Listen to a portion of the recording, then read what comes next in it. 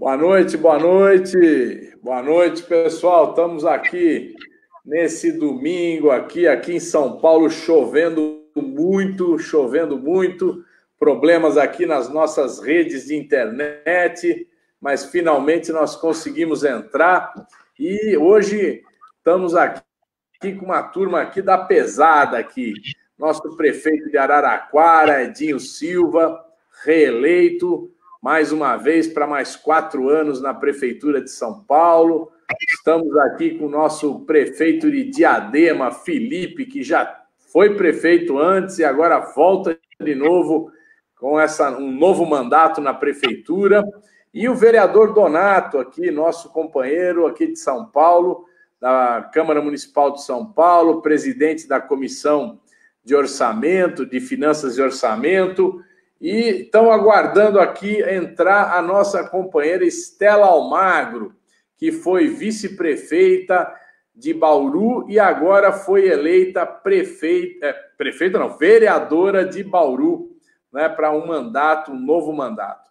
Então, a gente hoje aqui queria agradecer aqui a presença de todos que estão nos acompanhando, Paulinho Correia, já aqui, Edinho, melhor prefeito de Araraquara. O cara já começou te elogiando aqui, Edinho. Luciana Camargo, de Ijuí, Rio Grande do Sul, Fátima Ferreira, Salvino Oliveira, certo? Lourdes Carvalho, a Miriam Moraes Lippe, muita gente aqui, a Cida Pérez também entrou. É um prazer, aqui são mais de 350 pessoas nos acompanhando aqui pelo canal da Resistência, que é uma rede. Edinho, Felipe, eu não sei se vocês conhecem, o Donato já sabe, é uma rede que a gente integrou vários mandatos de deputados do PT, né, para transmitir para o maior número de pessoas no Brasil as ideias, os governos do PT, o que a gente está fazendo, o que a gente está propondo. E hoje a nossa ideia aqui é discutir exatamente a questão da pandemia, né, do coronavírus, que começou lá para março, nós tivemos aí a famosa quarentena, né, os lockdown que não foram muito respeitados, o presidente boicotando todas as atitudes mais sérias. Nós ficamos aí durante 4 meses num patamar de 1.000 mortes por dia. Quando começou a cair, né, todo mundo achou que ia acabar. E agora a gente vê, de novo, aumentar o número de infectados, aumentar o número de mortes, né, e a vacina, tão esperada por todo mundo, né, não tem sequer um plano de aplicação por parte do governo federal. Então, nós estamos numa situação muito difícil no Brasil e isso está preocupando todo mundo. As pessoas, a maioria, querendo se vacinar, esperando a vacina, e o presidente da República fazendo campanha contra a vacinação, né? Todo o tempo ele faz falas tentando convencer as pessoas de que vacinação não é uma boa. E a gente sabe que é a única solução possível para que a gente supere essa fase. Na Europa, a gente está vendo que está voltando e voltando forte a pandemia. A Inglaterra já entrou em lockdown, né? A Alemanha também numa situação muito grave. Os Estados Unidos, o novo governo vai assumir em janeiro e vamos ver o que eles vão fazer. A situação lá também é grave. E a gente, na América Latina, de modo geral, a situação não melhorou até agora. Então, nós vamos aqui hoje ouvir esses companheiros que estão aqui participando da nossa live. E eu queria começar aqui com o Edinho. O Edinho, prefeito de Araraquara, está terminando o primeiro mandato, vai entrar no segundo mandato e teve um sucesso muito grande no combate à pandemia. Então, eu queria aqui, em primeiro lugar, ouvir a palavra do Edinho falando como é que a Prefeitura de Araraquara tratou dessa questão, como é que vocês enfrentaram aí, Edinho, e como é que vocês tiveram esse sucesso, lógico, nunca foi zero, né? Teve casos, teve mortes, mas um número muito menor do que o restante do Brasil. Então, como vocês enfrentaram a pandemia e qual é a tua visão para esse momento que nós vamos entrar agora, onde acabou o auxílio emergencial, acabou os recursos extraordinários para as prefeituras, que foram muito grandes no ano passado, e como é que vai se fazer, então, agora para enfrentar nesse ano de 2021? Edinho Silva. Muito boa noite, Zaratini, muito boa noite ao Felipe. Primeiro, publicamente agora, os parabéns ao Felipe pelo seu retorno à Prefeitura de Diadema, que para nós tem uma importância imensa, essa vitória, né? Essa volta do Felipe numa cidade tão importante para o estado de São Paulo e para o Brasil como Diadema, para que a gente possa ali construir políticas públicas que sejam referências, como sempre Diadema foi, né, e que a gente possa mostrar que é possível nós governarmos as nossas cidades de uma forma diferente, de uma forma mais inclusiva, com construção da cidadania, com combate à violência, à intolerância, à agressividade. Então, essa vitória do Felipe tem uma importância muito grande.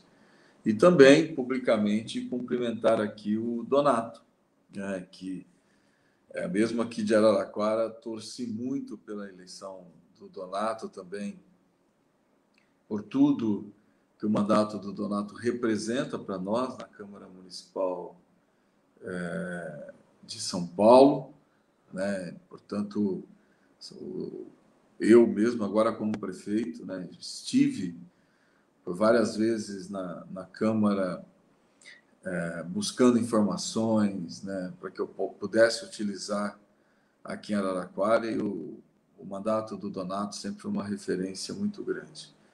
Eu quero dizer a vocês, né, Zara, que essa reflexão que você está chamando nesse momento é muito importante. Eu penso que um mandato como o seu, que tem a capilaridade que tem, a inserção que tem, a liderança que tem, nós temos que fazer com que esse debate seja um debate presente na vida da sociedade. Então, quero dar também meus parabéns a você, né, por você estar organizando esse diálogo aqui entre nós e a troca de experiências, né?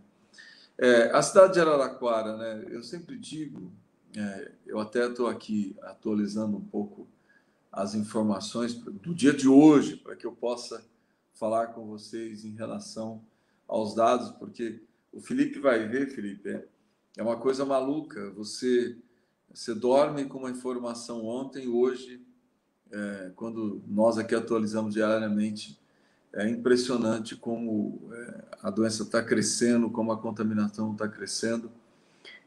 Por exemplo, nós hoje passamos de 30% de positivados, né? Das coletas que nós fizemos, 32% das coletas voltaram, 32% voltou positivado. Nós estamos hoje aqui em Araraquara com 7.775 casos registrados, né? 87 óbitos hoje atualizados, o que dá uma letalidade por volta de 1,1, que é a menor letalidade do estado de São Paulo para cidades com mais de 100 mil habitantes, uma das menores do Brasil.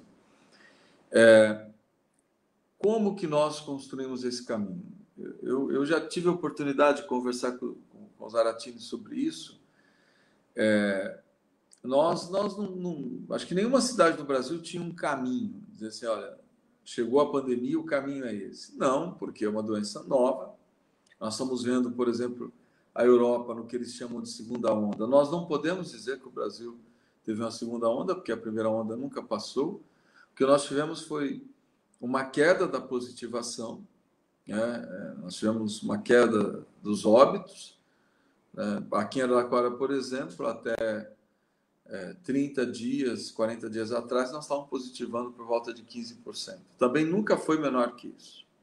Nunca foi menor que isso.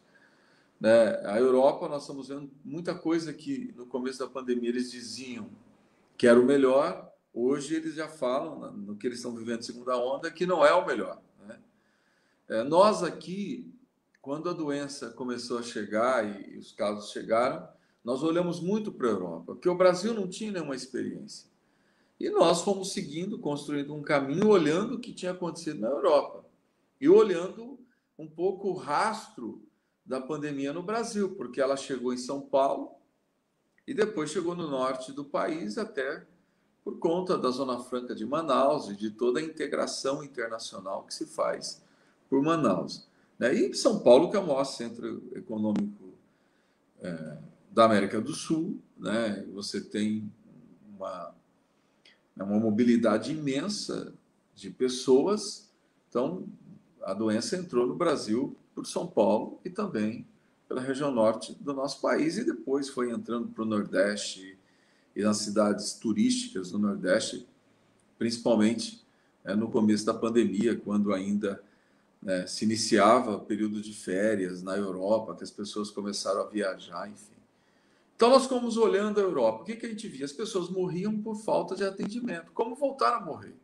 Nós estamos vendo, por exemplo, no Rio de Janeiro, já as pessoas morrendo por falta de atendimento. Então, e o que era importante nessa falta de atendimento? Era a desorganização da rede de saúde. Então, as pessoas morriam por falta de atendimento, porque a rede se desorganizava. Né? A rede se desorganizava e as pessoas não tinham assistência médica. Né? Então, nós, de imediato, brevemente, Zara, aí você vai controlando meu tempo aí, porque senão eu vou falar demais. Nós ampliamos, Felipe, 6 unidades básicas de 6 regiões da cidade, que começaram a atender até às 20 horas, para que o trabalhador que chegasse em casa após as 18, ele não fosse para as UPAs, porque o nosso medo era a superlotação das UPAs, consequentemente, a desorganização do sistema de urgência e emergência. Entraria em colapso. Isso deu muito certo. Né? Aqueles que chegavam com sintomas, eles procuravam a rede básica, e nós criamos a telemedicina para consulta por telefone, que também foi importante. Então, o cara chega, de repente, ele está com coriza. Tá bom, ele já vai para a UPA? Não, o médico atendia por telefone, observava, porque o nosso receio era o colapso. E nós transformamos uma das UPAs no centro de referência de sintomáticos de coronavírus, de Covid-19. Então, nós tínhamos uma UPA estruturada, as redes básicas, 6 unidades básicas atendendo depois do horário das 18 horas, e a telemedicina para quem quisesse tirar dúvida. Isso foi o que nós fizemos em março, abril aqui. Nós criamos essa estrutura. E notamos de imediato que nós tínhamos uma demora imensa do Adolfo Lutz, que também voltou a demorar agora, para retorno de exames. E o que nós percebemos? Que o mais importante no combate à doença é o tempo que você detecta a doença, as medidas de isolamento e as primeiras medidas de cuidados com a saúde, dos antigripais.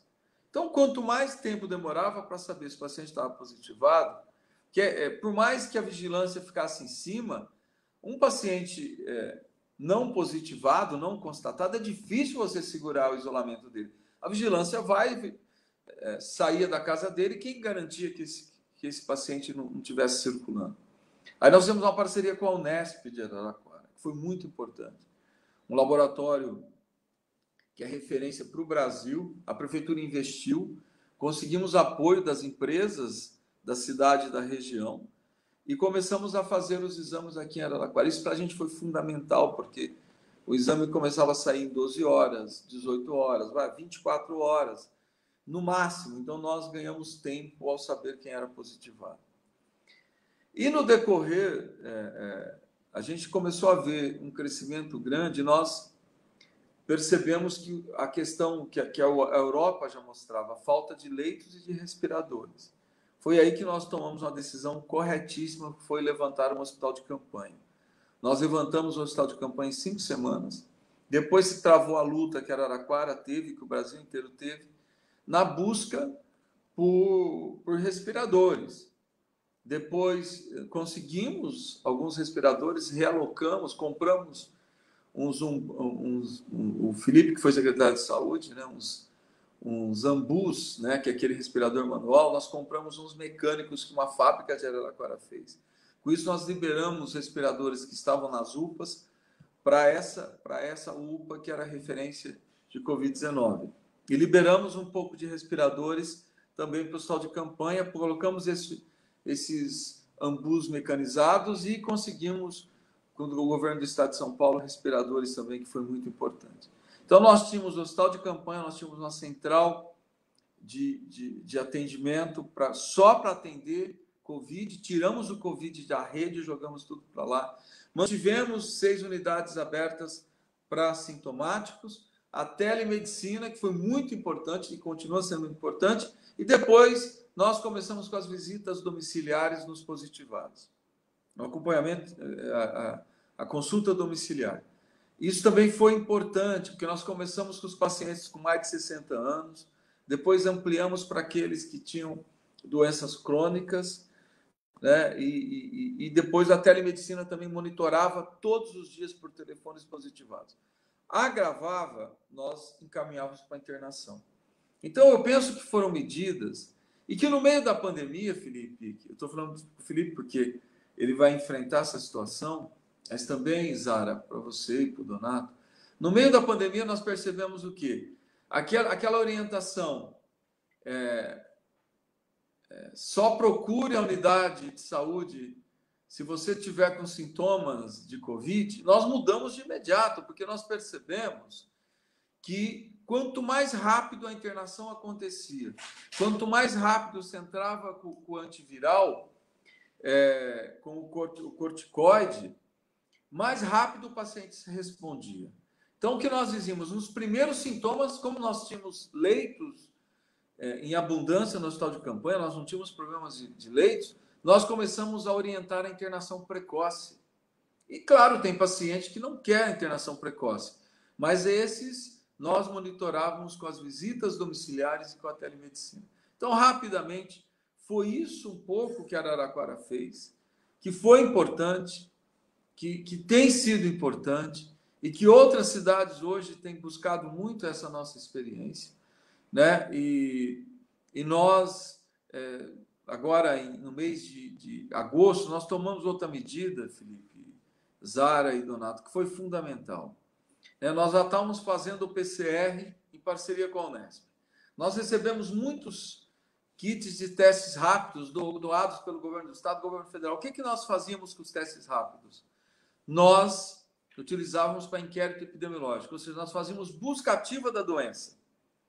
Então, o teste rápido, nós íamos para as unidades básicas, coletávamos, para a gente saber por onde que a doença já tinha passado. Então, o teste rápido só para inquérito epidemiológico. PCR para que a gente detectasse o positivado. E em agosto, nós contratamos um serviço que fez muita diferença, que é o de antígeno. É uma empresa de Belo Horizonte que desenvolveu uma máquina que ela faz PCR pelo antígeno. Então, o que é isso? Você coleta o swab do mesmo jeito. O cotonete no nariz, o cotonete na garganta.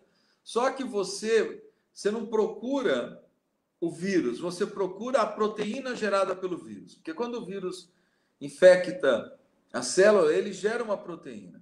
Por que isso é importante? Esse exame sai em 2 horas.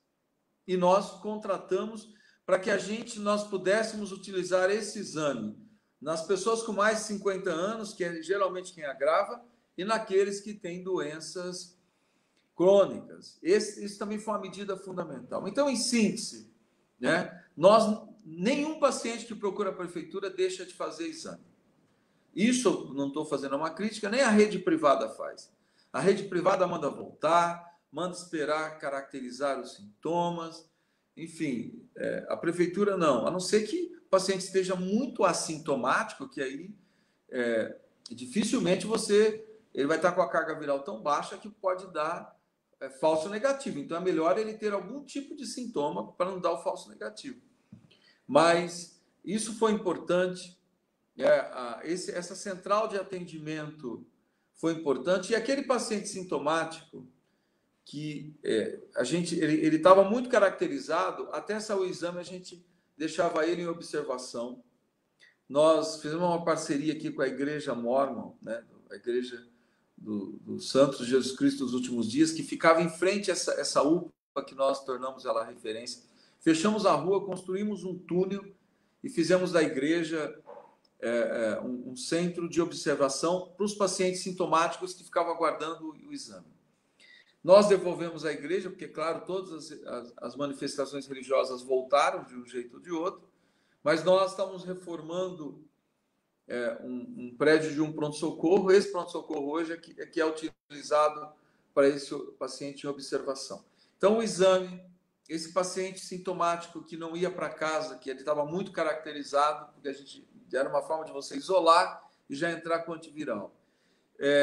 A telemedicina, que monitora as consultas domiciliares, o hospital de campanha, enfim, nós construímos um caminho que fez com que Araraquara tivesse uma letalidade baixíssima. Nós somos hoje uma das cidades que mais testa no estado de São Paulo e no Brasil, e foi esse um pouco o caminho que nós construímos. E para de falar, né, Zaratini? Vamos ouvir você, o Felipe e o Donato um pouco. Mas essa é um pouco a experiência de Araraquara. Bom, vocês sabem, a gente está... palmas aqui para o nosso Edinho. Gente, a gente está aqui com muita gente nos acompanhando aqui no canal da Resistência. Eu vou pedir a todos aí que compartilhem, que comentem, que curtam, para que a gente possa fazer com que mais gente acompanhe esse debate aqui, esse comentário sobre essa questão fundamental hoje, que é a questão de saúde, a questão de evitar a expansão do coronavírus, o número de infectados e o número de mortes. Nós tivemos aí hoje o falecimento da atriz Nissete Bruno, que foi uma pessoa fantástica, maravilhosa. Eu tive o prazer de conhecê-la. Conheci também o Paulo Goulart, que era seu marido, que faleceu já, não por causa disso, faleceu antes, né? E que é uma pessoa que a gente gostava muito, que o Brasil inteiro admirava, né, pela sua atuação aí nas novelas, no teatro, no cinema, enfim, uma perda muito grande para a cultura em nosso país. Bom, estamos aqui hoje também com o Felipe. O Felipe, dia 1º de janeiro, assume a prefeitura de Diadema. Ele que já foi prefeito lá 3 vezes, né, Felipe? Agora vai para o 4º mandato, né? Um prefeito que fez a diferença em Diadema, que é uma cidade que era muito desorganizada, pobre, violenta. O Felipe, quando governou, estabeleceu ali um padrão de governo que mudou a cara de Diadema e foi um exemplo para administrações do PT em todo o Brasil. O chamado modo petista de governar teve o seu início, o seu começo lá no governo de Diadema. Então, Felipe, você que assume com essa nova situação muito grave, desemprego, falta de... acaba o auxílio emergencial, a situação... Nós trabalhamos enormemente para votar a continuidade do auxílio emergencial. O Rodrigo Maia, que é um fiscalista, não quis votar, né? Chegou a colocar na pauta sexta-feira, retirou da pauta, e a gente não sabe como que as pessoas desempregadas vão sobreviver nesse período. Mas quais medidas aí, Felipe, você prevê em relação à questão da Covid, da saúde pública em Diadema? Ô Zara, em primeiro lugar, meu abraço para você, uma satisfação estar aqui nessa sala conversando com os demais companheiros, saudar o Edinho, parabéns, Edinho, também pela sua reeleição, saudar o Donato, parabenizando também, Donato, você é um vereador que todos nós nos orgulhamos, na cidade de São Paulo. E mandar um abraço para todo o pessoal que está nos acompanhando aí na Rede da Resistência, todas as pessoas que estão aí mandando seus comentários, suas perguntas. Esse debate é fundamental, né? Eu até estava vendo aqui, Edinho, se nós tivéssemos há uma etapa atrás, quando o Haddad me chamou para ser secretário de saúde, e agora ia chamar você, viu? Porque você está dando aula de saúde, né, Donato? Precisa ver se o Bruno Covas vê ele falando, vai querer trazer ele para São Paulo, né? O povo de Araraquara não vai deixar, viu, Edinho? Porque você virou um craque, meu amigo, meu companheiro. Você montou um time da Ferroviária para jogar com Água Santa aqui de Diadema, mas você está fazendo gol na saúde. Obrigado. Parabéns. Ó, viu, Osara, e todos os amigos e amigas que estão aí nos acompanhando, eu já tive um contato com o Edinho, a gente falou por telefone, e depois nós tivemos um contato pessoal aí alguns dias atrás, e eu já falei para ele que nos primeiros dias depois que eu tomar posse, eu quero marcar com a nossa equipe de saúde, com a equipe de saúde dele, para nós trocarmos experiência, mas, sobretudo, para nós aprendermos. Para vocês terem uma ideia, pessoal, vocês que estão nos acompanhando, e você, Edinho, o dado que eu tenho aqui é que a taxa de letalidade média do Brasil chega a aproximadamente 2,8. Não sei se esse número está certo, mas em Diadema está 4,5, né? Para vocês terem 539 mortes até agora, que é 4 vezes mais a letalidade em Diadema do que em Araraquara. Então, mostrando que uma prefeitura que tem política, que tem presença, que tem foco, que valoriza a vida, que respeita os profissionais da saúde, que tem essa preocupação que a gente viu.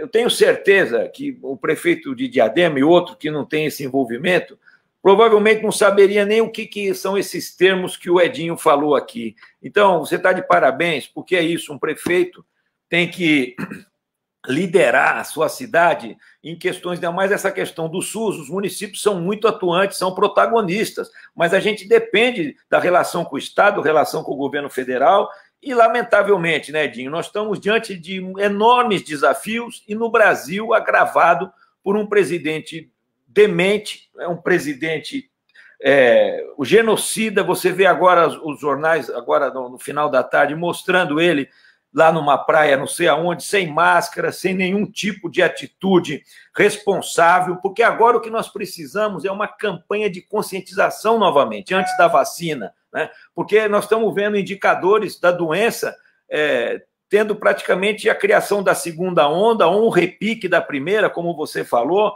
e uma doença, olha o Reino Unido, o que nós estamos ouvindo de lá, uma mutação do vírus que parece que acelera o grau de transmissão, deixa ele mais agressivo. Portanto, nós estamos diante de uma doença que nós mais desconhecemos do que conhecemos, uma doença de um vetor, né, de um vírus altamente traiçoeiro e cruel, e que, Edinho, para te dar um exemplo, e aqui também, Donato, Zara, nós tivemos uma reunião semana passada dos 7 prefeitos aqui da região do ABCD eleitos e reeleitos. E nós vamos estar muito mobilizados aqui na região. Nós queremos cobrar essa questão da vacina o quanto antes, viu, Zara? Eu acho que essa que a gente, em Diadema, eu vou procurar ter uma atitude que o Edinho teve e que, infelizmente, o prefeito aqui da cidade de Diadema não teve, com vários exemplos do que ele falou, e o que a gente viu. O fato da prefeitura se ausentar, não tem hospital de campanha, não teve mais leitos de UTI, não teve afastamento social, não teve orientação, não teve apoio para os profissionais da saúde em termos de equipamentos de proteção individual. Então, isso tudo que eu falei que não teve, nós vamos procurar fazer o mais rapidamente possível, mas é isso, nós não vamos ter uma varinha de condão, nós vamos precisar de 2 semanas, depois mais uma, mais outra, para fazer um hospital de campanha ou, eventualmente, fazer leitos de UTI ou leitos de enfermaria. Vamos precisar de pelo menos 30 dias, mas nós vamos ter atitude, nós vamos agir. E o que precisa agora, quer dizer, tem a questão da vacina. Eu estou muito... a gente aqui conversamos, os prefeitos da região do ABC, preparados para iniciar, de fato, no final de janeiro e até o final de março, fazer ter um aprendizado importante. Eu quero dizer, a minha secretária de saúde, que eu já indiquei, a Rejane Calisto, é uma médica, ela durante 5 anos, viu, Donato, ela coordenou, ela trabalhou lá na minha equipe na saúde, em São Paulo, e ela durante 5 anos coordenou a Covisa, da cidade de São Paulo. Então tem uma ampla experiência em vacinação, já está se mobilizando para a gente trazer mais pessoas e técnicos para cá. Agora, a palavra, né, Edinho, e queria passar isso de volta para você, a bola, Zara, é a conscientização. Eu fiz um vídeo, nós vamos fazer agora mais uma mensagem para as pessoas respeitarem no Natal. Dizer, celebrar a vida, celebrar as festas é muito importante, mas mantenha, não faça aglomerações. Se você puder, fique em casa. Nós mesmo, do ponto de vista familiar, eu vou dar um exemplo para vocês.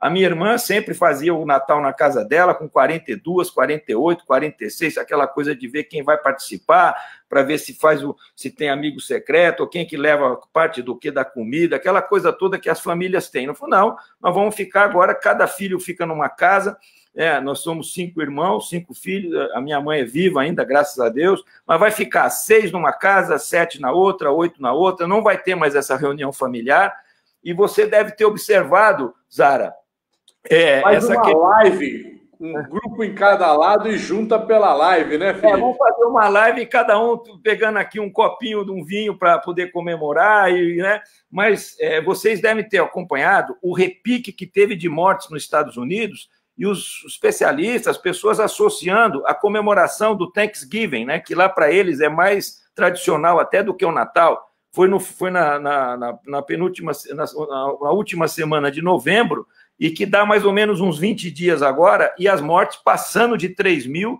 e eles associando a esse momento em que as pessoas descuidaram, voltaram a se reunir, voltaram a ter aglomerações, e com isso aumentando o contágio. Então, acho que a palavra é essa agora, é de cautela, é de conscientização, é de mobilização da região, e, portanto, esse tema que você traz para a live é muito importante para toda a sociedade brasileira.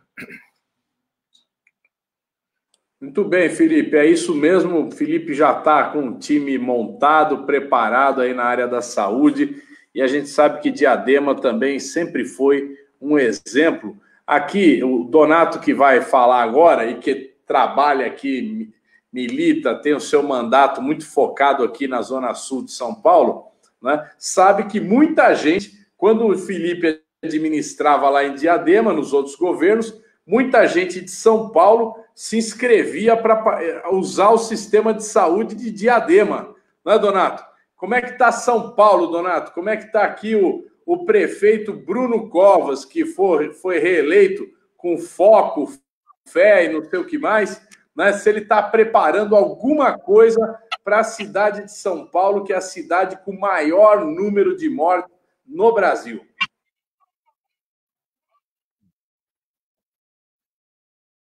Bom, boa noite, Zara. Boa noite, Edinho. Boa noite, Felipe. Um prazer estar aqui com vocês. Cumprimentar o Edinho e o Felipe pela reeleição e pela eleição, mas principalmente pelo trabalho, né? O Edinho deu um exemplo para o Brasil do que é um prefeito preocupado com a vida, né? Procurando alternativas numa pandemia que você tinha que aprender fazendo, né? Não tinha uma receita pronta. E isso foi feito em Araraquara e reconhecido no Brasil inteiro como um caso de sucesso no combate ao coronavírus. Então, hoje a gente tem que escutar mais o Edinho aqui do que qualquer um, né? Porque é quem conseguiu achar um caminho nessa crise toda. Cumprimentar o Felipe também, porque o Felipe, além de ter feito quarteirão da saúde quando foi prefeito de Diadema, e muita gente ali da região da Pedreira, do Jardim Miriam, acabava usando o serviço em Diadema, ele foi secretário de saúde do Haddad, e se não fosse o Felipe ter iniciado as obras do Hospital de Parelheiros, do Hospital da Brasilândia, a gente teria passado por maus bocados aqui, né? Aqui na cidade de São Paulo, o Hospital de Parelheiros, por exemplo, Felipe, que eu sei do seu esforço desde achar o terreno, de fazer a licitação, de pôr aquilo de pé lá, eles enrolaram para inaugurar, né? Eles foram aquela coisa de deixar para inaugurar só na véspera da eleição, mas daí veio a Covid, eles tiveram que transformar o Hospital de Parelheiros no hospital referência de Covid, um dos hospitais de referência de Covid, não só para a Zona Sul, para a cidade toda. Então, veio paciente da cidade toda para o Hospital de Parelheiros, que foi iniciado pelo Felipe, né? Então, também teve um impacto positivo aqui. Aqui a gente teve evidente que alguma coisa foi feita, né? O governo federal, por exemplo, transferiu 700 milhões de reais para a saúde aqui em São Paulo, né? Não faltou dinheiro, né? Graças à ação do Congresso, que acabou assumindo o comando nesse momento, 700 milhões de reais na área da saúde. E eles fizeram muito marketing, mas, assim, além de ter aberto mais vagas, isso é uma coisa real, né? E ninguém deixou de ter uma UTI por falta de vagas, inclusive porque a gente aprovou uma lei na Câmara, que foi iniciativa nossa, de contratar UTI privada, né? E a cidade de São Paulo contratou 300 UTIs privadas. Então, além das 1.000 UTIs públicas, você tinha 300 UTIs privadas. Então, isso impediu que tivesse um colapso. Isso é um mérito, naturalmente. Mas pouco se mobilizou. Eu acho que isso eu queria saber, tanto do Edinho, na sua prática, e o Felipe, com a experiência de prefeito. Você precisa ter uma mobilização social, né? Você precisa ter, quando você faz a busca ativa, mas você também organizar as lideranças comunitárias, tanto para o apoio social das cestas básicas, enquanto não tinha auxílio emergencial, e mesmo agora vai ser mais necessário ainda, mas do atendimento, entregar kits de limpeza, mas a mobilização social de conscientização, como falou o Felipe, né? Você está mais organizado, isso não foi feito, essa liderança o prefeito não exerceu. O governo parecia que a pandemia era um problema da saúde, então a saúde cuida da pandemia. Quando a gente defendeu sempre que tivesse um esforço de governo, de toda a prefeitura envolvida nas várias ações necessárias. Isso sempre foi muito compartimentado e a liderança do prefeito, de fato, não se estabeleceu, né? Muito subordinado à política do Dória, aos anúncios marqueteiros do Dória. E o resultado é que a cidade de São Paulo, a gente não pode dizer que saiu bem, né? Porque a gente tem mais de 15 mil mortos oficiais, cerca de 6 mil que a própria Secretaria de Saúde reconhece que provavelmente 99% são Covid. Então, você tem cerca de 20 mil mortes, e São Paulo é 6% da população do país, né? São Paulo tem 6% da população do país e tem por volta de 10% das mortes. Então, não pode ser um caso de sucesso. Aqui não é um caso de sucesso, infelizmente, né? Se a gente não teve um colapso do sistema hospitalar, isso é uma boa notícia, a gente não fez tudo o que devia fazer, e espero que nessa segunda onda, que aliás foi negada até a véspera da eleição do segundo turno de maneira irresponsável pelo Dória e pelo Covas. E na segunda-feira, dia 30 de novembro, um dia depois do segundo turno, aí começa a se falar que de fato tinham que tomar medidas, que os números estavam crescendo, mas os números estavam crescendo já há quase 20 dias, né? E não se tomou nenhuma providência, com medo de ter impacto eleitoral. Então, aí já começa com um pecado grave, e a gente teve não diria um estelionato eleitoral, mas nós tivemos um estelionato sanitário aqui em São Paulo, e a população vai pagar um preço por isso, infelizmente, que já está pagando, né? Então é isso, Zaratini, só dando um quadro rápido, mas eu gostaria muito de ouvir os nossos dois companheiros aí sobre essas questões.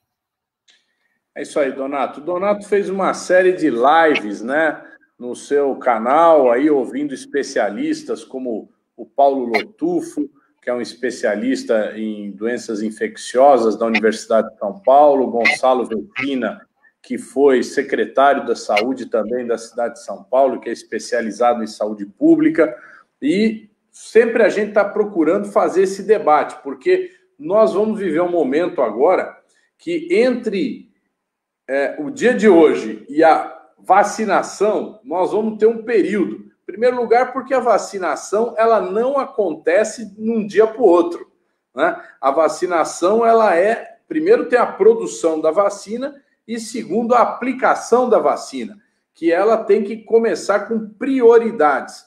Edinho, você aí tem feito algum debate ou você tem alguma interlocução com o governo do estado em relação à vacinação? Já se tem aí alguma perspectiva de quando vai começar, como vai ser feito, né? Porque, bom, todo mundo diz a mesma coisa, vai começar pelos mais velhos, mas como é que vocês aí têm tratado isso para a gente tentar aqui também ser rápido, porque parece que o Felipe tem um horário aí próximo de um outro compromisso, a gente tentar entender o que vai acontecer na vacinação. Qual é a diretriz aí que vocês estão adotando e têm dialogado com o governo do estado ou com o governo federal, que é menos provável, né? Olha, Donato, o Zara, e dá os parabéns aí pela intervenção do Donato, e eu quero recuperar, Zara, só uma questão antes de eu entrar nesse seu questionamento. Eu penso, como Donato, que nós temos que ter uma conscientização da sociedade do momento que nós estamos vivendo.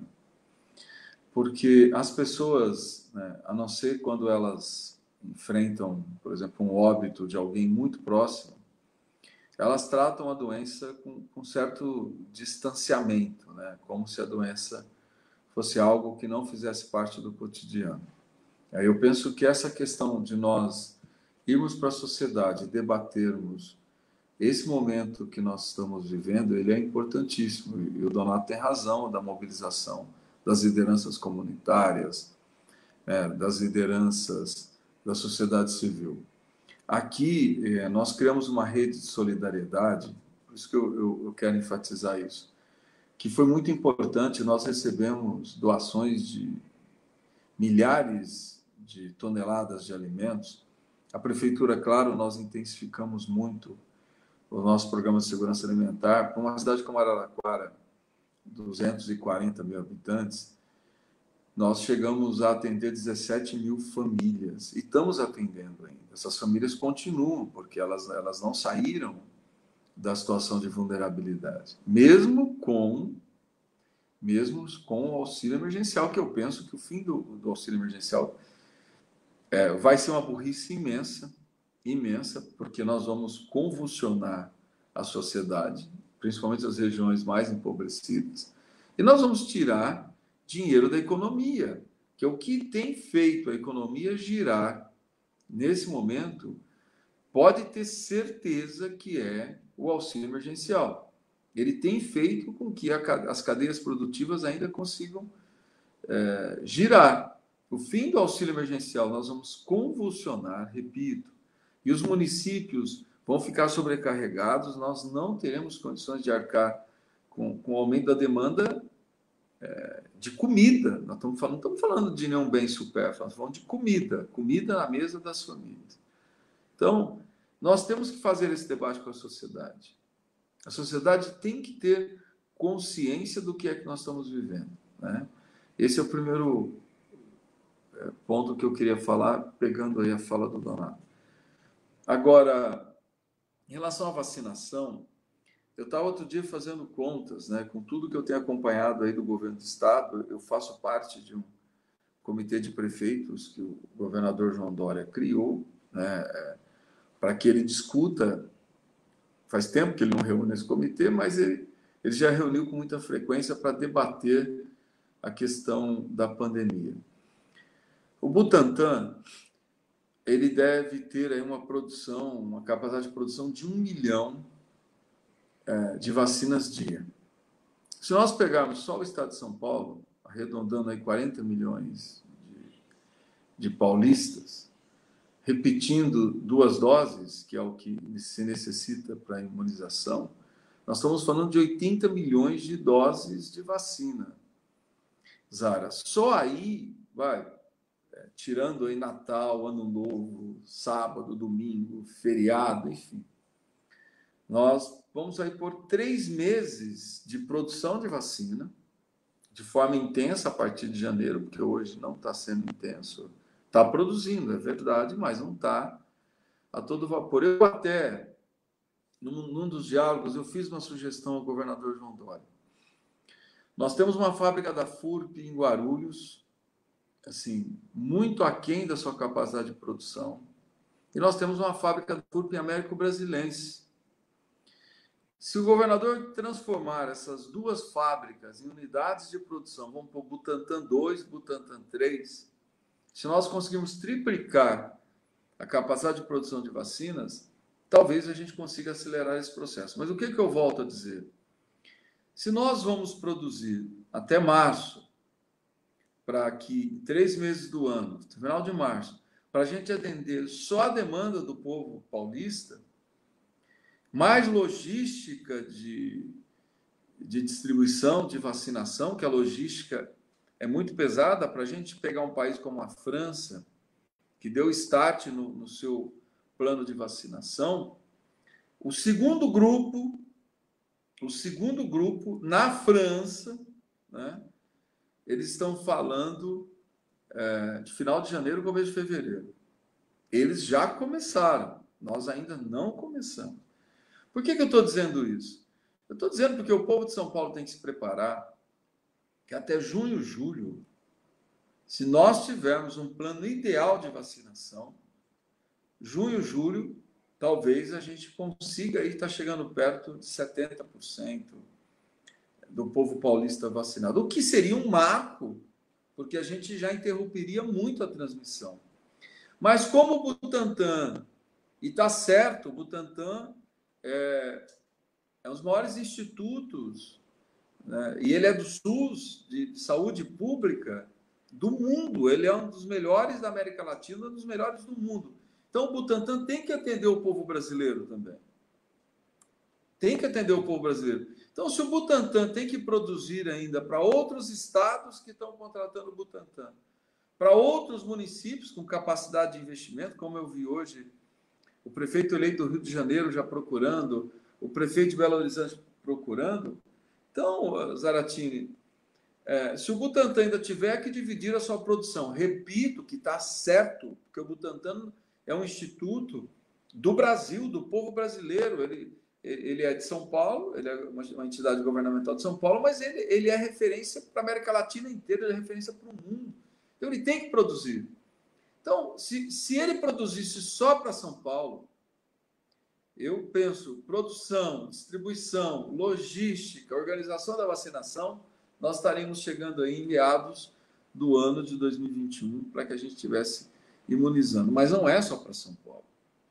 O Butantan, se ele não aumentar a capacidade de investimento dele, como eu sugeri na boa fé, na vontade que as coisas deem certo, né? Porque nesse momento, eu penso que a gente tem que salvar vidas. Eu falei, governador, olha a FURP de Guarulhos e olha a FURP de Américo Brasilense. A de América, eu não sei como é que está a FURP de Guarulhos, porque quando eu fui deputado estadual, eu sabia que ela ainda estava perdendo muito, né, a sua capacidade de produção.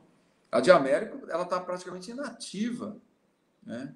Então, eu sugeri a ele, por que não transforma em Butantan 2, Butantan 3 e a gente acelera o processo de produção da vacina, inclusive para que a gente sinalize para o povo brasileiro qual é o caminho nesse momento. É como você falou, a gente está diante de um governo federal que ele... Enfim, mas eu estou numa linha, Zaratini, Donato e Felipe. Felipe eu conversei, o Zaratini tem conversado muito. O Donato, claro, nós temos ocupado poucos espaços em comum, mas eu penso que a gente tem que parar de falar do governo federal e começar a agir também, sabe, Zara? A gente tem que começar a agir. O que nós vamos fazer para efetivamente responder a essas barbaridades que o Brasil está vivendo? Um presidente que prega a não vacinação, na prática ele está incentivando o genocídio do povo brasileiro. Nós estamos vendo aí, o Brasil já passou de 1.000 mortes novamente dia. E isso que o Donato fala, que eu vou ser mais enfático, é tão grave, Felipe, Donato e Zaratini. Nem a Segunda Guerra Mundial, que foi a maior catástrofe da humanidade, né, até hoje, que foi uma catástrofe do século XX, a Holocausto, o Brasil não viu nada de tragédia humana, porque a Segunda Guerra Mundial no Brasil, tirando a economia que ficou em frangalhos, né? Nós tivemos brasileiros mortos, claro que sim, mas do ponto de vista da tragédia humana, não é nem perto do Covid-19. Não é nem perto do Covid-19. O Covid-19 já é a maior tragédia humana da nossa história. E a gente fica falando desse presidente, daqui a pouco nós vamos tratar ele como incapaz. Ele não é incapaz. O grande erro dos alemães no pré-nazismo foi tratar o Hitler como incapaz. Como um imbecil que era capaz, que o povo alemão era capaz de derrotar a qualquer momento, que as forças políticas alemãs eram capazes de derrotar ele a qualquer momento. Esse foi um erro de achar que alguém que fala besteira, e essa besteira vai ficando. Nós estamos falando de imunidade, ela está ficando imune. Porque 37% do povo brasileiro acha que essas besteiras todas não atrapalham a vida do nosso povo. Então, eu penso que nós temos que ter capacidade de liderança para dizer ao povo brasileiro que nós estamos caminhando para um desastre humanitário, um desastre econômico e um desastre do Brasil enquanto nação. Então, eu não quero mais falar que é uma imbecilidade, de imbecilidade em imbecilidade. Esse cara tem conseguido juntar base social, força social e tem legitimado. Olha o que ele diz hoje, que as pessoas, a vida é aprender a matar. Olha o tamanho da gravidade que o presidente da República diz. Então, nós temos que começar a fazer gestos concretos para dizer ao Brasil que tem que ser diferente. Então, essa questão da vacinação nesse momento, para mim, ela é um marco histórico. É um marco histórico. Como foi a febre amarela, do ponto de vista da saúde pública, como foi a gripe espanhola, como foi a paralisia infantil, do ponto de vista da saúde pública. Do ponto de vista político, fazer a defesa da vacinação hoje é fazer a defesa de um Brasil civilizado. De um Brasil civilizado. De um Brasil que ainda não abriu mão de ser nação. Então, desculpa aí o desabafo, porque eu estou meio cansado, viu, Zaratini, de ler tanta besteira, e a gente fica, besteira, o que está ficando, mas é isso falando, mesmo, que nós estamos caminhando, nós estamos legitimando, os brasileiros estão achando que isso é normal. O cara ele é um genocida. Nunca tantos brasileiros morreram ao mesmo tempo na história do nosso país, gente. Nunca os brasileiros morreram tanto ao mesmo tempo.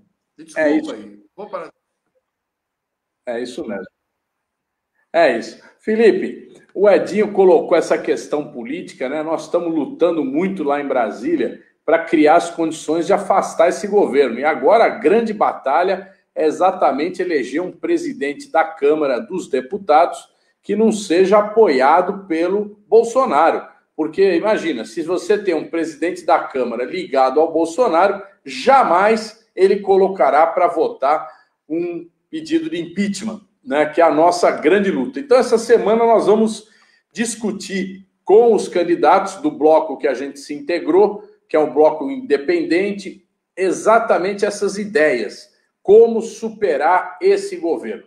Felipe, você faz aí uma questão, uma análise também da política, de como é que você está vendo esse momento político que nós estamos vivendo, né? Como que a gente pode reagir. Você que não só é prefeito de Diadema agora, mas você é um dirigente político do nosso partido, uma pessoa que já teve uma grande experiência como prefeito, como deputado federal. Ô, Zara, nós estamos vivendo mais um desenrolar, um capítulo e uma etapa, né, do golpe que começou em 14 e 15. Nós vemos o Brasil mais pobre, vocês viram aí o balanço da década, que cresceu apenas 2%, comparado com 30% com os demais países. E se não fosse os 3 primeiros anos da Dilma, isso aí já não seria 2%, quer dizer, mostrando que o golpe levou a uma tragédia na economia, desarrumando, desestruturando o nosso sistema político. E essa figura que está aí, o Edinho, eu acho que essa coisa toda nós temos que cutucar, porque uma hora, né, essa caixa de marimbondo vai cair e o povo vai começar a ter percepção. Eu tenho aqui comigo, viu, Zara, que esse presidente da República, ele foi desligado pelas Forças Armadas por um relatório de um cara totalmente incapaz do ponto de vista psicológico. E eu acho que foi uma coisa também, enfim, todo esse drama, mas, sobretudo, as Forças Armadas que deram a força para esse cara, quiseram participar. Essa é uma outra questão que nós temos que debater e fazer um encontro com a política. As Forças Armadas brasileiras têm que jamais ter esse acesso para a política. Isso foi um absurdo. O que fizeram de colocar um general lá no STF para impedir que fosse julgado, querendo usar arma, que nós colocamos na cinta deles. O Estado, né, coloca os recursos para os militares para atuar na política, para fazer intimidação. Isso nós não resolvemos. Infelizmente, a redemocratização do Brasil, nós temos essa, inclusive com relação à anistia. E esses generais quiseram aproveitar de um cara que provavelmente tem lá uma caracterização com um cara psicopata, incapaz, neurológico, foi desligado do exército, falou, não, esse cara aqui nós vamos dominar ele, vamos voltar para o poder. Tá aí o que deu. E cada semana você vê um coronel dizer, esse cara é louco, nós acreditamos nele, enfim. Edinho, essa questão do auxílio emergencial tem ajudado a manter a popularidade desse cara, não tenho dúvida disso, e nós temos que insistir para que tenha o auxílio emergencial, porque essa questão da popularidade nós vamos disputar na política, mas aí voltando para a questão do Donato, né, Donato? Nós vamos ter que mobilizar a sociedade não só pela questão sanitária, o Edinho já falou muito sobre isso, eu queria contribuir aqui para nossa conversa, o nosso debate, a nossa exposição de ideias, as nossas preocupações com relação à economia, ao desemprego, a falta de alimentação que a população vai ter. Eu vou dar um número para vocês, Diadema recebe 119 mil cidadãos recebem o auxílio emergencial, 19 mil Bolsa Família e 9 mil BPC, dá quase 150 mil pessoas. Isso é mais da metade da população economicamente ativa. E isso, né, parando em janeiro, nós vamos ter novamente uma situação e que eu quero destacar aqui, viu? O Edinho sabe disso, o Donato. O prefeito nosso de Franco da Rocha, o Kiko, teve um papel também muito importante nessa questão, né? Por exemplo, os transportadores escolares. Eles ficaram... essa é uma questão que vai estar presente no nosso início de mandato, Edinho. Eu acho que você já viveu isso, para mim vai ser, né, uma experiência...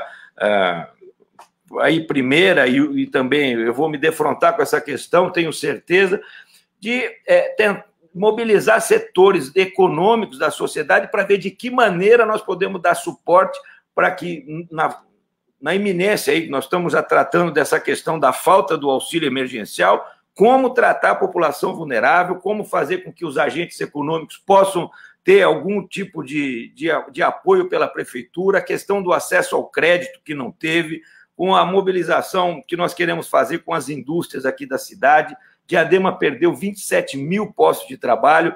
Eu, né, tenho muito orgulho que a nossa cidade, pela década de ouro, que eu ajudei, inclusive, a construir, eu era o prefeito aqui durante 8 anos, mas foi também, sobretudo, com a política que o presidente Lula desenvolveu, Diadema cresceu 9% ao ano, em média, na década de 1 a 10, e passou a ser a segunda cidade em produção industrial do ABC. Ainda é. Então, ainda mantivemos isso, embora perdendo no ranking do Estado, mas aqui na região do ABCD, só produção industrial, primeiro é São Bernardo, segundo é Diadema, nós tem 1.400 indústrias, 200 indústrias médias e grandes, nós vamos estabelecer um diálogo com essas indústrias para a gente poder ter uma meta de empregos para cada uma delas, nós vamos procurar o pequeno prestador de serviço, o empresário, para que a gente possa ver de que maneira nós podemos, né, a prefeitura tem as suas limitações, mas podemos estar mobilizando a sociedade, Donato. Eu acho que esse é o grande desafio, para dar resposta nessa área da economia, do emprego, porque isso vai se agravar muito no início desse ano.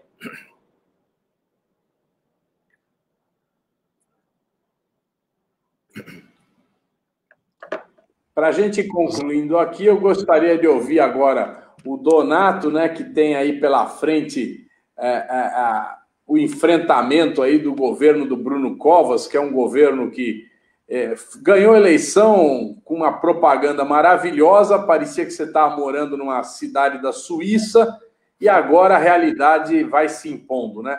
Donato, como é que você vê aí esse ano? E para a gente já ir amarrando o nosso encerramento aqui, que nós já estamos aqui no final do nosso horário. A gente está muito preocupado, porque, como disse o Felipe, 2021, e o Edinho também falou, vai ser um ano muito difícil, né? Nós começamos o ano sem auxílio emergencial, com a pandemia em alta, a perspectiva de vacina massiva vai se dar, se tudo der certo, ao longo do ano e vai chegar até o fim do ano, né? Não é uma coisa que vai chegar rapidamente nas pessoas. Então, a gente tem uma situação muito delicada. A cidade de São Paulo, graças à política que o Congresso Nacional fez, muito por pressão do PT, mas não foi só o PT, você teve compensação dos recursos da perda de tributos. A cidade de São Paulo recebeu 1,5 bilhão. Teve a suspensão do pagamento da dívida para o governo federal. A cidade de São Paulo suspendeu 2,4 bilhões. Teve o recurso para a saúde, 700 milhões. Teve outras intervenções que permitiram que a cidade ficasse bem. Aliás, está com muito dinheiro em caixa. Por incrível que pareça, a cidade de São Paulo está com muito dinheiro em caixa. Mas o ano que vem não tem nada disso. Tem nada disso desenhado e tem uma crise já contratada, né? Está aí. Não tem como fugir dela. Os empregos não voltaram e não vão voltar rapidamente e a gente não vê nenhuma ação do governo Covas no sentido de ser proativo, de ter uma política que possa remediar a situação, possa mitigar os efeitos da crise. E teria a condição de ter. Porque, diferente da maioria das cidades que, de fato, tem uma crise fiscal, a cidade de São Paulo não a tem. Até alguns dias atrás, tinha 20 bilhões em caixa, em dezembro. É um recorde histórico. O máximo que já se teve foi 10 bi. Então, você tem muito dinheiro e eles vão, de novo, para a política de guardar dinheiro 3 anos para ter dinheiro no ano da eleição, né? Me parece que esse é o desenho deles, só que a gente está numa situação excepcional e precisaria que esse dinheiro que está entesourado fosse usado para ações emergenciais. A gente conseguiu aprovar aqui, por iniciativa da bancada do PT, um auxílio emergencial, que foi pago agora em dezembro, as 3 parcelas de uma vez só. Mas esse auxílio precisa se estender durante o ano, mas eles não querem nem ouvir falar disso. Não querem nem ouvir falar disso para dar exemplo de uma medida. É evidente que é possível ter outras medidas, frentes de trabalho, você ter ações de combate ao desemprego, de fomento a algumas áreas que geram emprego rapidamente. Você tem, por exemplo, o Felipe, que conhece bem aí, a gente tem um fundo aqui na cidade de São Paulo, que é o Fundurb, que é o fundo a partir do que se paga a mais para construir mais alto, resumidamente, da outorga onerosa. Tem 1 bilhão em caixa. 1 bilhão em caixa, quando a média todos os governos era 200 milhões. 1 bilhão que podia ser gasto fazendo moradia popular. E está parado. Um pouco por política, um pouco por incompetência, mas o fato é que o dinheiro está parado e podia estar gerando emprego, gerando construção de moradia popular, podia estar gerando atividade econômica e investimento público para aquecer a economia. E a gente fica muito preocupado porque é um governo sem iniciativa, apagado, e que vive à sombra de um prefeito que, assim, é um prefeito naquele perfil que os tucanos gostam aqui, estilo Alckmin, estilo um perfil baixo, e com a complacência da grande imprensa, né, que protege demais esse governo, e por isso que ele pode ter esse perfil baixo, de não acontecer nada na cidade e também não ter um debate maior sobre as urgências da cidade. Mas é isso, Zaratini, obrigado pelo espaço, estamos aqui muito honrados de ter participado junto com dois grandes companheiros, o Edinho, que já mostrou, porque a gente está falando que ele vai para o segundo mandato, mas vai para o quarto mandato em Araraquara, vai para o quarto mandato. Então, e o Felipe também vai para o quarto também, vai para o terceiro, né, Felipe? Vai para o terceiro mandato. Quarto também, nossa. Então é tetra. Tetracampeão. Os dois são tetracampeão. É tetra. É isso aí. Edinho, você aí em Araraquara, eu sei que você é um batalhador aí, sempre está nos pedindo aí para lutar para mais recursos para a cidade. A situação de Araraquara aí nesse momento está que nem de São Paulo aí, com esse dinheiro em caixa. Como é que tá vocês aí?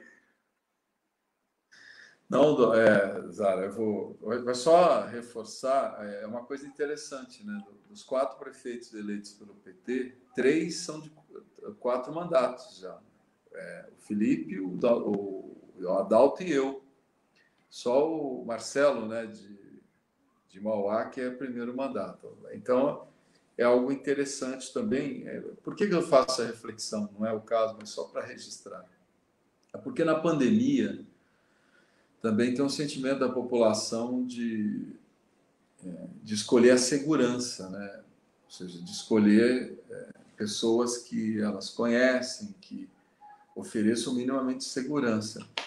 E então foi uma característica dessas eleições de 2020 também, que a gente tem que pensar. Teve um alto grau de reeleição, né? Quando o prefeito foi razoável, ele fez sucessor. E prefeitos candidatos que a população conhecia também, né? Então, é um pouco o sentimento da sociedade nessa pandemia. Mas Araraquara não, Donato, o Zara e Donato, diferente do que você falou, Donato, na capital, precisava entender os números. Claro, a compensação do fundo de participação, né, de São Paulo é altíssimo. Né? Nós não vivenciamos isso. A Araraquara recebeu 4 parcelas de 6 milhões de reais, que está muito aquém daquilo que seria o nosso FPM, muito aquém. Nós não conseguimos a restituição de 100%. Nós tivemos um aumento grande da inadimplência de IPTU, que é natural, né? Quando a sociedade... Eu abri um refis agora no final do ano para ver se compensava essa queda de arrecadação. O refis está tímido. Né? A sociedade, de fato, não tem dinheiro. Mesmo eu abri um refis empresarial, né, para que os empresários pudessem... E assim, uma coisa histórica, ela nunca teve um refis como o que nós fizemos. Também a adesão é baixa, o que mostra que o empresariado, o pequeno e médio, a gente fala empresariado, o pequeno e médio, o comerciante, o setor de serviços, eles também estão passando por muitas dificuldades. Né? É uma retração econômica importante que nós estamos vivendo. Então, a Araraquara está com muita dificuldade. Tem a questão dos precatórios, Ara, que inclusive é um tema que tem que resolver no Congresso Nacional. Né? A Araraquara, por exemplo, se ela tiver que até 31 de dezembro pagar o que ela tem que pagar de precatório, ela não paga e vai ter sequestro de receita. Porque é impossível pagar. O Felipe viveu muito isso. Cada vez que eu sofro com precatório, Felipe, eu me lembro de você. O quanto que você sofreu na prefeitura com sequestro de receita por conta de precatório. Na Araraquara, hoje, é uma das cidades que mais tem débito de precatório, 157 milhões de reais. Cidade aí do porte médio deve ser o maior débito de precatório. Então, é uma situação muito difícil. Né? Com o ano eleitoral, nós estamos ainda sujeitos à legislação eleitoral, né, que é complicado também, que tudo que você gerou de despesa de maio para cá tem que deixar dinheiro em conta, né? Que é uma coisa, nesse período de pandemia, é um absurdo. Então, o quadro... E tem uma coisa, Zara, que é importante também, né, que seja pautado no Congresso. Boa parte do dinheiro do Covid, esse dinheiro veio por emendas parlamentares. E eu sou muito grato a você, Quero aqui publicamente agradecer muito a sua solidariedade com a cidade de Araraquara. Agradecer muito mesmo. Você foi extremamente solidário conosco. Mas esse critério da emenda parlamentar, o que aconteceu? Você tem pequenas cidades hoje que estão com muito dinheiro em caixa, porque o parlamentar direcionou dinheiro não por critério técnico de política de combate ao Covid, políticas públicas de enfrentamento ao Covid, custeio do Covid, não era esse o critério por habitantes, né? Era o critério de quem era a base de governo, de quem estava na base do governo, ia soltando emendas, e a divisão ficou totalmente injusta e distorcida, né? Eu até outro dia eu falei numa entrevista, é como se a gente voltasse à ditadura militar, né? Você vai para os brotões, irriga de dinheiro, né? Constitui base social, e as cidades médias e as cidades grandes acaba ficando numa situação mais complicada. Mas esse é um pouco o cenário. Mas agradecer muito a oportunidade, estou muito feliz. Eu estava aqui angustiado antes de entrar, porque eu levei um baile hoje aqui, né, para conseguir entrar, porque o Facebook rejeitava meu e-mail, enfim, mas acabei entrando. Eu estava muito ansioso, porque, primeiro, Zaratini, por você, né, pelo parlamentar que você é, pelo papel que você cumpre hoje no nosso país, não é só para nós do PT, não. O Donato, que é um grande companheiro, ele sabe o respeito que eu tenho por ele, é um dos maiores quadros do nosso partido, Donato. E o Felipe, que é um irmão de caminhada de longo tempo, de longa data, e que eu vou cravar aqui. Diadema, em pouco espaço de tempo, vai voltar a ser uma das principais vitrines do Brasil, porque o Felipe é arrojado, é inovador, é dinâmico, enfim, eu tenho certeza que Diadema voltará aos velhos tempos, né, de ser referência para o Brasil inteiro nas políticas públicas. Obrigadão, boa noite a vocês. E muito obrigado aos internautas que estão nos acompanhando. Espero que a gente tenha mantido a audiência do teu canal, Zara. O teu canal é muito forte. Opa! A audiência aqui está ótima, está ótima. Eu quero agradecer aí a todos que nos acompanharam e dizer ainda que nós vamos ouvir o Felipe agora, porque o Felipe está aqui e assume daqui a poucos dias, né, Felipe? Então, dá o seu encerramento aqui e depois eu tenho uma informação também para dar. Eu pediria que quem está assistindo ficasse mais um pouquinho aí. Fala, Felipe. Está desligado o microfone. Legal. Ô, Zara, eu quero agradecer você, o Donato, o Edinho aqui por esse diálogo, essa troca de ideias, sobretudo vocês que nos acompanharam. Isso nos estimula a fazer uma discussão, um debate, e também, no meu caso, eu quero agradecer muito o Edinho. A gente até já relacionou aqui todas as medidas, você já falou, outras a gente vai fixando mais, já vamos tendo um entendimento, e é uma contribuição importante que você deu para as gestões municipais. Então, eu fico feliz que o Zara tenha usado esse espaço também para divulgar, para consolidar e para dizer da importância de um prefeito liderar essa defesa da vida, defesa, né, da saúde e de todas as atitudes voltadas aí para a segurança sanitária da população que vive na nossa cidade. E, Zara, é o seguinte, nós vamos viver um ano com dificuldade, portanto, um ano que nós vamos ter muita atuação. Você falou da mobilização das lideranças, Donato, isso é muito importante. Quer dizer, nós vamos ter que fazer a política também ganhar um status que possa compensar todos esses desafios que nós vamos viver, as dificuldades. A mobilização da sociedade, a mobilização de entidades de governança coletiva, viu? Falei do consórcio do ABC, Edinho, mas a Frente Nacional de Prefeitos, a mobilização que nós podemos fazer em consonância e trocando ideias e ações políticas que possam se conformar e também se unirem, Zara, com a Câmara Federal. Então, é muito importante, eu quero agradecer que a gente teve esse espaço, mas vamos fazer desse diálogo, dessa presença, e a questão dos poderes executivo municipal, a presença do Donato, por ser uma cidade tão grande e importante como São Paulo, e você representando não só a bancada do PT, mas a Câmara Federal, e a gente possa, mês a mês, né, poder ter uma presença nesses espaços políticos, porque o povo vai precisar muito de todos os recursos que a gente puder mobilizar.